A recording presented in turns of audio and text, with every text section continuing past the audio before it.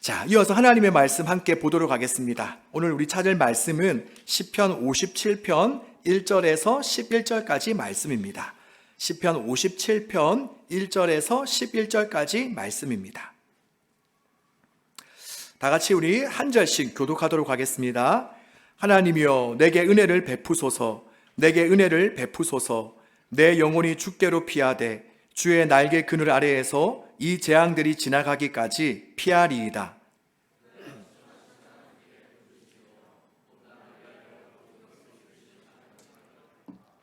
그가 하늘에서 보내사 나를 삼키려는 자들의 비방에서 나를 구원하실지라.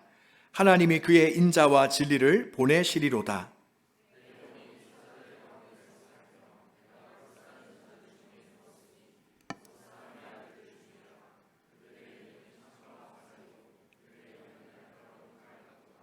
하나님이여 주는 하늘 위에 높이 들리시며 주의 영광이 온 세계 위에 높아지기를 원하나이다.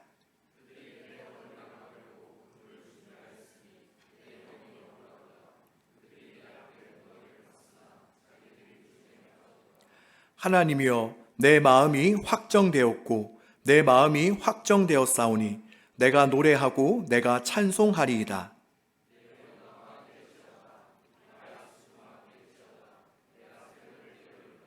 주여 내가 만민 중에서 주께 감사하오며 문나라 중에서 주를 찬송하리이다.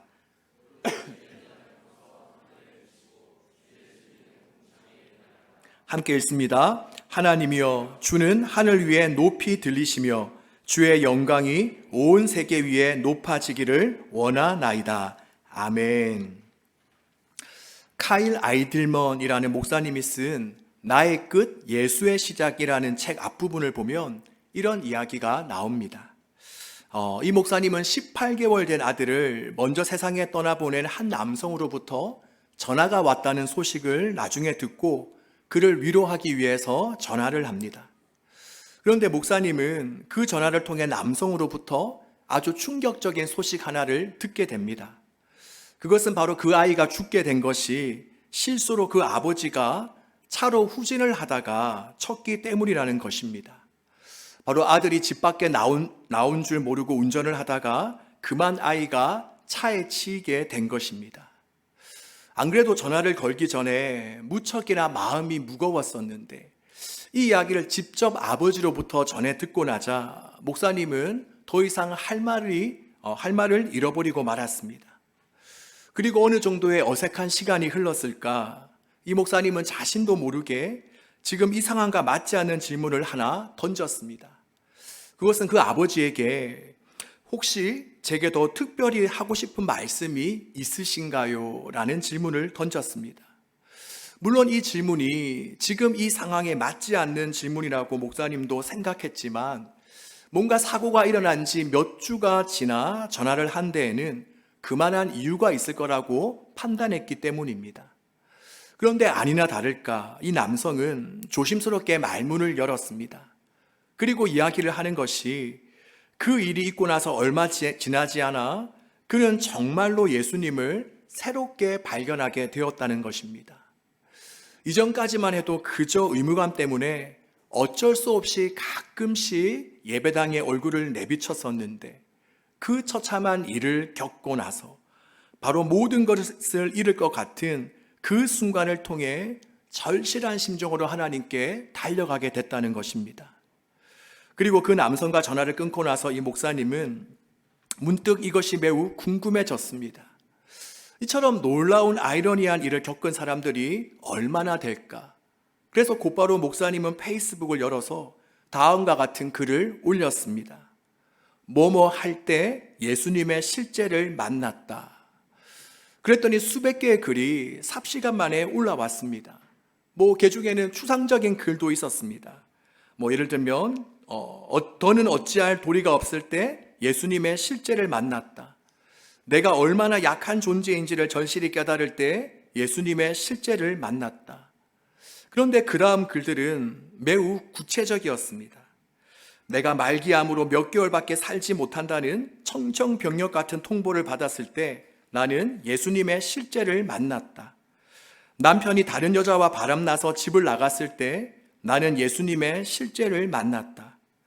이혼 서류가 날라왔을 때, 또 30년 동안 청춘 바쳐 일했던 직장에서 아무런 대책 없이 쫓겨났을 때 나는 예수님의 실제를 만났다. 바로 이러한 글들을 쭉 읽어 내려가는데 목사님은 이 모든 답의 글들을 하나로 축약하는 글을 발견하게 됩니다. 그것은 바로 나의 끝에 이르렀을 때 비로소 예수가 나에게 실제가 되었다라는 그러한 글이었습니다. 그런데 오늘 본문을 쓴 다윗도 마찬가지입니다. 오늘 우리가 살펴볼 시편 57편은 제목에도 나와 있듯이 다윗이 사울을 피하여 굴에 있었을 때에 쓴 시입니다. 즉 다윗이 자신을 시기하여 죽이려고 하는 사울 왕을 피하면서 도피하던 중에 쓴 시가 바로 오늘 이 시편 57편입니다. 그러니 이 시는 어떻겠습니까? 아마도 다윗의 인생 최고 위기 상황 가운데 바로 거의 자신의 인생이 끝이 다달랐다고 생각되던 그 무렵에 쓴 시가 바로 오늘 이 시편 57편입니다. 자, 우리 한번 생각해 보십시오. 누군가가 한 명이 여러분에게 앙심을 품고 지금 여러분을 죽이려 한다라고 한번 생각해 보십시다. 어떻겠습니까? 너무나도 두렵고 무서워서 일상생활을 제대로 할 수가 없겠죠. 언제 어떻게 누군가가 나를 죽일지 모르는데 어떻게 마음 놓고 바깥 외출을 하고 또 어떻게 마음 편히 잠을 잘 수가 있을 것입니까? 아마도 모든 것이 다 불가능해질 것입니다. 그런데 지금 다윗은 어떻습니까? 바로 한 명도 아니라 바로 당시 최고 권력자인 왕인 사울을 비롯하여서 그의 군인 3,000명이 다윗을 쫓으며 죽이려고 합니다. 그러니 지금 다윗의 심정은 어떠하겠습니까? 정말 하루하루가 벼랑 끝에 서 있는 것과 같은 그러한 심정이었겠죠. 그래서 오늘 본문에도 보면 이런 다윗의 심정을 나타내는 표현들이 여러 개 나옵니다. 먼저 우리가 1절 끝부분에 보면 다윗은 이 재앙들이 지나가기까지 피하리이다 라고 이야기하며 지금 자신이 당하고 있는 상황이 정말 끔찍한 재앙과도 같다라고 말하고 있습니다. 그리고 또한 4절 말씀에도 보면 다윗은 이렇게 고백합니다. 내 영혼이 사자들 가운데에서 살며 내가 불사르는 자들 중에 누웠으니 곧 사람의 아들들 중에라. 그들의 이는 창과 화살이요 그들의 혀는 날카로운 칼 같도다. 여러분, 당시 다윗이 얼마나 큰 고통과 불안을 느끼고 있었으면 지금 자신이 어디에 있다라고 합니까? 바로 으르렁거리고 있는 사자들 가운데 있다. 또 불을 지른 자들 중에 자신이 누워 있다라고 그는 고백하고 있습니다.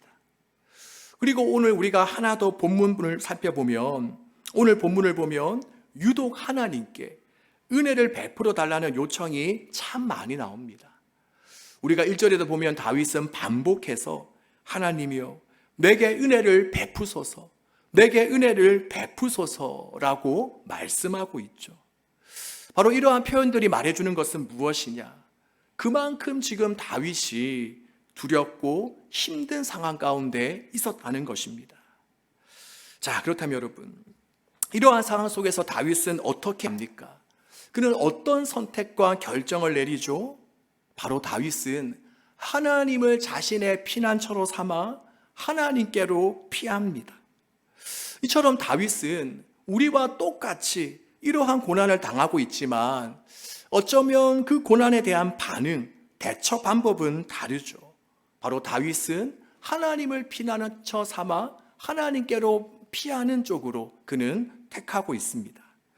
그래서 1절 중반부부터 보면 다윗은 내 영혼이 주께로 피하되 주의 날개 그늘 아래에서 이 재앙들이 지나가기까지 피하리이다 라고 고백하고 있습니다.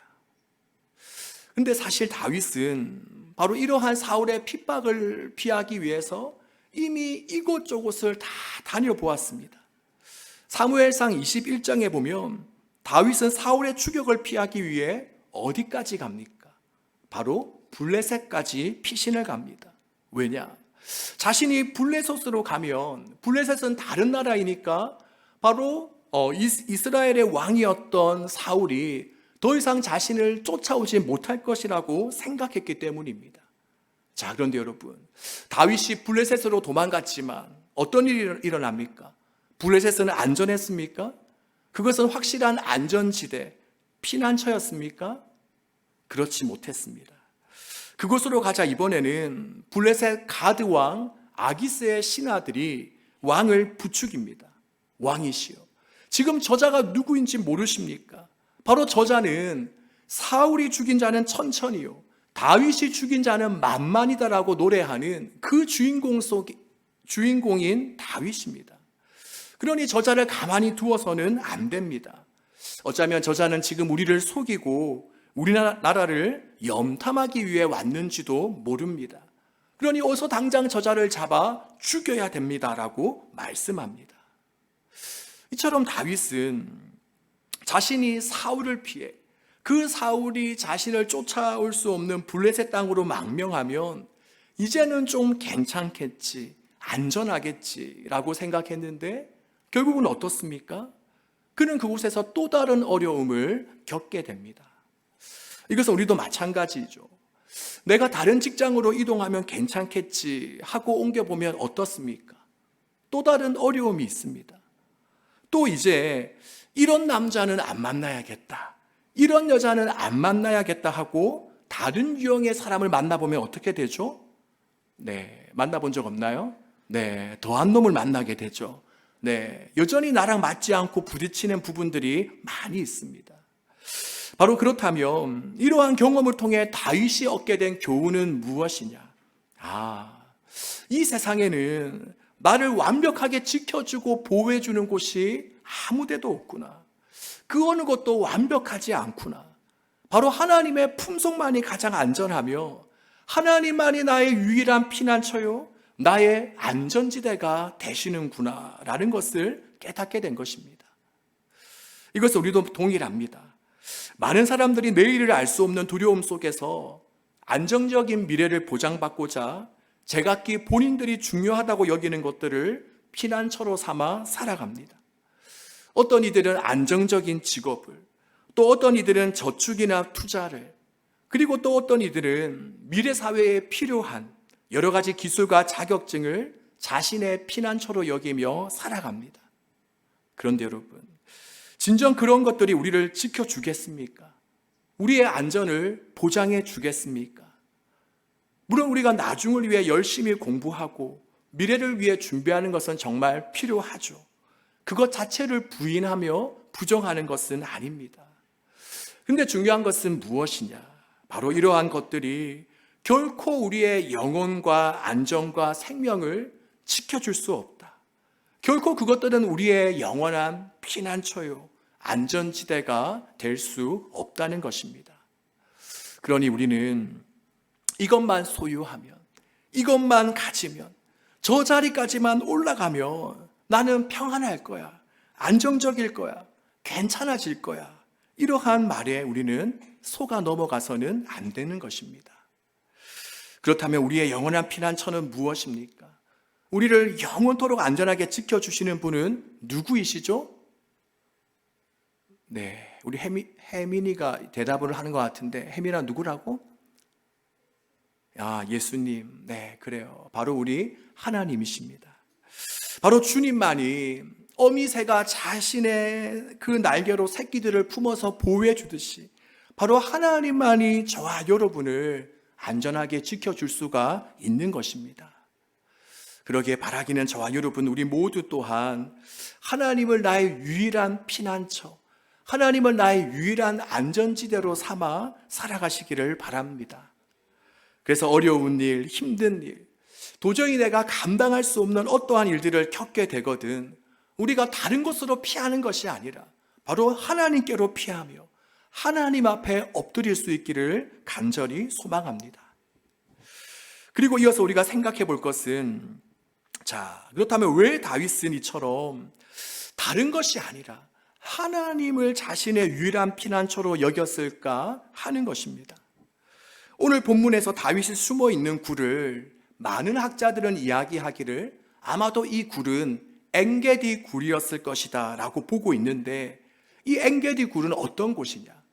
사무엘상 23장 29절에서 이 엔게디를 엔게디 요새라고 표현되어 있을 정도로 이곳은 최적의 은신처로 여겨졌던 곳입니다. 그러니까 이 엔게디는 누구나 이렇게 함부로 쫓아올 수 없는 그런 최적의 피난 장소였습니다. 그런데 오늘 본문에서 다윗은 뭐라고 고백합니까? 나는 이곳 엔게디를 나의 피난처로 삼겠다. 나는 이곳에 잘 숨어 있겠다라고 말하지 않습니다. 대신 다윗은 뭐라고 이야기하죠? 나는 하나님을 나의 피난처로 삼겠다. 나는 하나님께 숨겠다라고 이야기합니다. 그렇다면 왜 다윗은 당시 사람들이 가장 안전하다고 생각하는 곳을 그는 안전하게 여기지 않고 오직 하나님만이 자신의 유일한 피난처요 안식처라고 여겼겠습니까? 그것은 바로 다윗이 하나님이 어떠한 분이신지를 정확하게 알고 있었기 때문입니다. 오늘 본문에 나타난 그의 고백을 한번 보겠습니다. 자, 2절 보겠습니다. 2절. 자, 2절을 보면 다윗은 하나님을 두 가지 표현을 사용하여 부르고 있습니다. 바로 첫 번째는 지존하신 하나님이고, 또 다른 두 번째는 나를 위해 모든 것을 이루시는 하나님입니다. 이 두 표현은 표현 방식은 조금 다르지만 그 뜻은 크게 다르지 않습니다. 바로 하나님은 어떤 분이시냐? 온 우주 만물을 창조하시고 다스리시는 전능하신 하나님이시라는 것입니다. 이것을 다른 말로 표현하면 바로 하나님은 왕 중의 왕, 모든 것을 이루고 주관하시는 그러한 분이라는 것입니다. 자, 그런데 2절에 보면 그런 하나님께서 지금 어떻게 하고 계시다라고 말씀하고 있습니까? 바로 나를 위하여, 즉 다윗 자신을 위하여 일하고 계시다라고 말씀합니다. 여러분, 이것은 말이 되지 않죠. 과연 하나님이 어떤 분이신데 그런 하나님께서 고작 우리를 위해 일하시며 우리 편이 되어주시겠다라는 그러한 말씀입니까? 그런데 그 말도 안 되는 이상한 일이 실제로 우리 가운데 일어나고 있습니다. 그래서 다윗은 시편 8편 4절에 보면 이렇게 고백합니다. 여러분들도 잘 아는 말씀일 텐데 제가 새번역 버전으로 한번 읽어드리겠습니다. 사람이 무엇이기에 주께서 이렇게까지 생각하여 주시며 사람의 아들이 무엇이기에 주께서 이렇게까지 돌보아 주십니까? 바로 다윗은 바로 하나님이 어떤 분이신지를 알기에 하나님께 이러한 고백을 돌려드리고 있는 것입니다. 아마 이러한 고백은 저나 여러분들도 하나님께 올려드리셨을 때가 있을 거라 생각합니다. 하나님, 제가 무엇이라고 하나님께서 저를 이렇게까지 돌봐주시며 이렇게까지 지켜주십니까? 바로 다윗은 하나님이 이런 분이심을 그가 믿었기에 바로 그 어렵고 힘든 속에서도 하나님의 위로와 힘을 그가 받을 수가 있었던 것입니다. 그리고 이어서 3절에 보면 하나님께서 다윗을 위해 구체적으로 어떻게 일하고 계시는지가 나오는데, 자, 다 같이 한번 3절 말씀을 우리 함께 한번 읽어보도록 하겠습니다. 3절입니다. 그가 하늘에서 보내사 나를 삼키려는 자의 비방에서 나를 구원하실지라. 하나님이 그의 인자와 진리를 보내시리로다. 아멘. 자, 이 말은 무슨 말이냐? 바로 하나님께서 인자와 진리를 보내셔서 다윗으로 하여금 모든 원수와 핍박자로부터 구원하실 것이라는 말씀입니다. 자, 그렇다면 여기에서 인자와 진리는 무엇이냐? 네, 여기에서는 좀 집중이 필요한데, 인자와 진리는 무엇이냐? 바로 이 둘은 하나님의 속성으로서, 먼저 인자는 뭐냐? 택한 자를 끝까지 지켜주시고 보호해주시는 하나님의 사랑을 말합니다. 그렇다면 두 번째 진리는 뭐냐? 이것은 약속하신 바를 끝까지 이루시는 하나님의 신실하심을 말합니다. 그러니 인자는 하나님의 사랑을 말하고 진리는 하나님의 신실하심을 말합니다. 그러니 우리가 다시 3절로 돌아가서 하나님께서 우리에게 인자와 진리를 보내셔서 다윗을 삼키려는 자들로부터 다윗을 구원하신다라는 말씀은 무슨 말씀이냐? 바로 하나님께서는 자신의 변함없는 사랑과 또 한 번 내뱉은 말씀은 반드시 지키시는 하나님의 신실하심으로 바로 다윗을 구원하신다라는 말씀입니다. 그리고 다윗은 이러한 확신과 믿음이 있었기 때문에 당시 사울로부터 반역자로 몰려 쫓겨다니는 신세임에도 불구하고 그는 낙심하거나 절망하지 않을 수가 있었던 것입니다. 우리 사랑하는 여러분, 저와 여러분에게도 이러한 믿음이 있기를 소망합니다. 그냥 단순히 그냥 세상에서 말하는 것처럼 나는 잘 될 것이다, 어떤 아무런 이유 없이 나는 잘 될 것이다, 내게는 반드시 좋은 일이 일어날 것이라는 그러한 자기 체면이나 헛된 바람이 아니라 바로 다윗과 같이 우주 만물을 만드시고 다스리시는 전능하신 하나님께서 지금 나를 위해 일하고 계신다. 하나님은 내 편이시다. 그리고 왕중의 왕이신 하나님은 택한 자를 끝까지 버리시지 않고 사랑하시며 또한 우리에게 하신 말씀을 지키시는 분이시다. 그러니 그렇기에 그런 하나님께서 어떠한 환경과 상황 속에서도 나를 다시금 일으켜 주실 것이다. 나를 도와주실 것이다. 나를 구원해 주실 것이다. 바로 이러한 믿음을 저와 여러분이 소유할 수 있기를 바랍니다. 그래서 우리가 다윗과 같이 어떠한 형편과 처지 가운데 있든지 우리가 흔들리지 말고 계속해서 소망의 하나님을 바라보며 한 걸음 한 걸음 전진하며 나아갈 수 있기를 바랍니다. 자, 그리고 이어서 본문을 보면 그렇게 하나님을 믿고 의지한 결과가 어떠한지, 다윗이 하나님을 피난처로 삼은 결과가 어떠한지가 나옵니다. 자, 6절을 보면 이런 말씀이 나오죠. 그들이 내 걸음을 막으려고 그물을 준비하였으니 내 영혼이 억울하도다. 그들이 내 앞에 웅덩이를 팠으나 자기들이 그 중에 빠졌도다. 바로 여기에 보면 지금 사울이 다윗을 잡기 위해서 그물을 준비하고 또 웅덩이를 팠지만 어떻게 되었다라고 말씀합니까? 오히려 자기가 놓은 덫에 자기가 걸렸다라고 말씀하고 있습니다. 이것은 다윗이 사울을 피해서 엔게디 굴에 숨어 있을 때를 나중에 회상한 장면인데 그때 이런 일이 있었습니다. 여러분들도 잘 아실 텐데 사울이 엔게디 굴 속에 다윗이 숨어 있다는 소식을 듣고 아까도 이야기했지만 3,000명의 병력을 가지고 수색 작전을 펼치게 됩니다. 그러니 이제 다윗이 잡히는 것은 시간 문제이죠. 아마도 이때 다윗은 정말 숨이 조여오는 것과 같은 공포와 두려움을 느꼈을 것입니다. 그런데 그때 어떤 일이 일어났습니까? 사울이 볼일을 보기 위해 혼자서 한 굴에 들어갔는데 그 굴 속에 누가 숨어 있었죠? 바로 다윗과 그의 신하들이 있었습니다.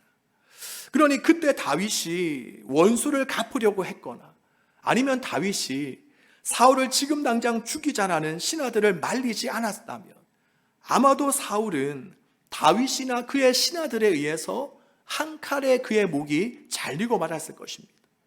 이처럼 사울은 자신이 놓은 그물과 웅덩이에 자신이 빠져 죽을 뻔한 것입니다. 그렇다면 여러분, 이것이 그냥 우연히 일어난 걸까요? 우연한 사건일까요? 그렇지 않습니다.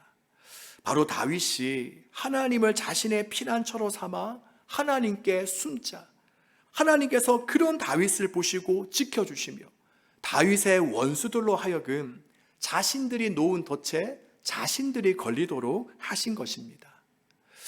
이러한 장면은 우리가 성경에 보면 곳곳에 나옵니다. 우리 에스더서에도 보면 아무런 죄가 없는 모르드게와 유다 민족을 멸살하려고 했던 하만이 어떻게 됩니까? 모르드게를 죽이기 위해 매달은 그 장대에 오히려 하만 자신이 매달려 죽게 됩니다. 바로 이처럼 하나님께서는 하나님 자신을 피난처 삼은 자들을 결코 나몰라라 하지 않으십니다. 바로 악한 자들이 자신의 꾀에 걸려 넘어지게 하는 방법으로 바로 하나님께서는 하나님을 피난처로 삼은 자들을 지켜주시고 보호해 주시는 것입니다. 자, 그리고 계속해서 본문을 보면 이것을 경험한 다윗은 어떤 반응을 보이는지, 자, 우리 한번 7절 말씀 다 같이 한번 읽어보겠습니다. 7절입니다. 하나님이여, 내 마음이 확정되었고 내 마음이 확정되었사오니 내가 노래하고 내가 찬송하리로다. 아멘.